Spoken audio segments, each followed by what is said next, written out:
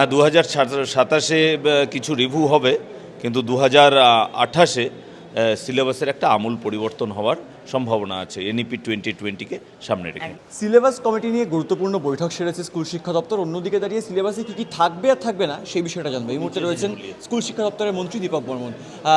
কোন কোন বিষয়কে মান্যতা দেওয়া হচ্ছে এবং এই বিষয়গুলো নিয়ে বারংবার কন্ট্রোভার্সিও হয়েছে।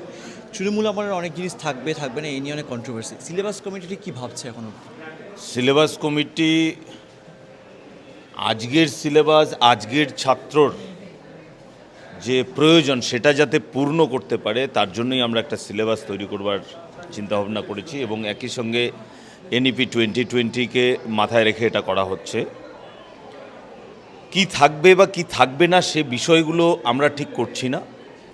আমাদের যারা বিশেষজ্ঞ রয়েছেন তারা যে ধরনের আমাদের সুপারিশ করবেন সেই সুপারিশগুলো আমরা অত্যন্ত গুরুত্ব সহকারে ভাববো, এবং সেগুলোই নিয়ে যে সিদ্ধান্ত হবে সেই সিদ্ধান্ত আপনাদের জানিয়ে দেওয়া হবে। 2027-এ কোনো স্কুল পাঠ্যে কি কোনো সিলেবাসে পরিবর্তন হবে বা 28-এর ক্ষেত্রে কি বড় পরিবর্তন? হ্যাঁ, 2027-এ কিছু রিভিউ হবে, কিন্তু 2028-এ সিলেবাসের একটা আমূল পরিবর্তন হওয়ার সম্ভাবনা আছে এনইপি 2020-কে সামনে রেখে। আমরা কথা বলছিলাম রাজ্যের মন্ত্রী, স্কুল শিক্ষা দপ্তরের মন্ত্রী দীপক বর্মনের সঙ্গে। তিনি যে বিষয়টি বললেন যে সিলেবাস কমিটির ক্ষেত্রে কিন্তু একটি পরিবর্তন আসবে, সেক্ষেত্রে কোন কোন বিষয়গুলোকে মান্যতা দেওয়া হবে এখন সেটা শুধুমাত্র ডিপেন্ড করছে সিলেবাস কমিটির উপর।